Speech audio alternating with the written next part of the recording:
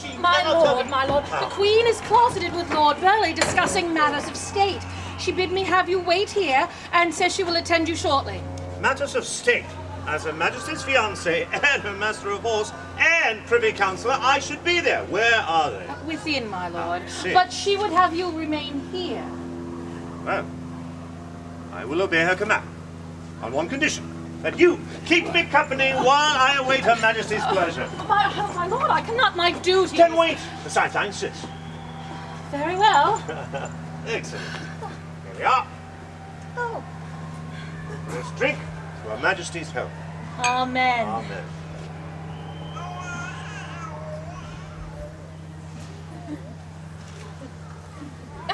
Ah. Oh, no.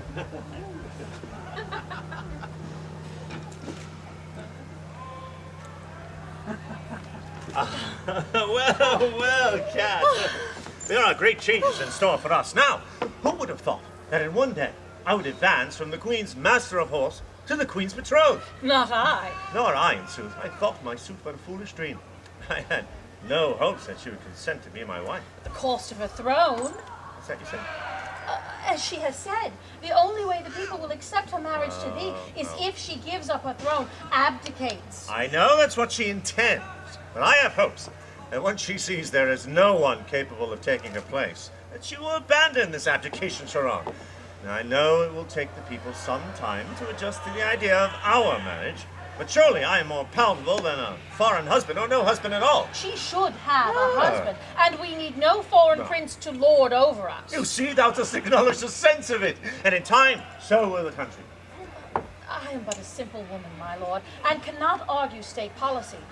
But I have sat silently by the Queen through her many sleepless nights, and I believe that in her heart she thinks that she must choose either you or her crown. And she's chosen rightly. I will do my best to make her happy.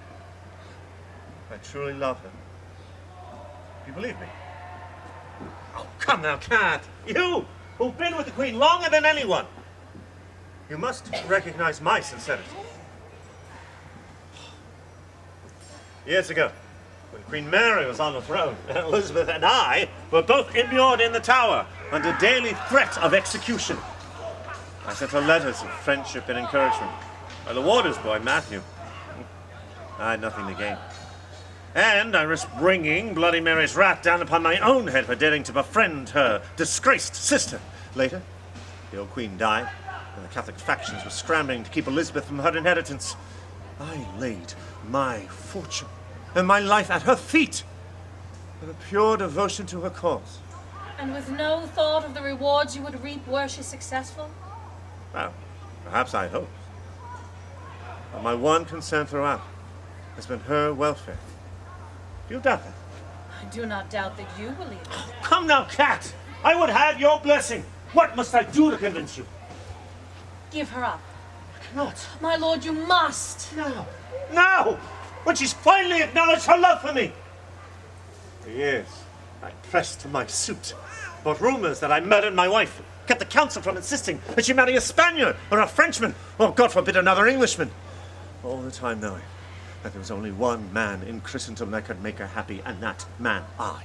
All this have I done, and I will not give her up. In faith, Cat, I cannot live without her. You cannot live without her as your queen.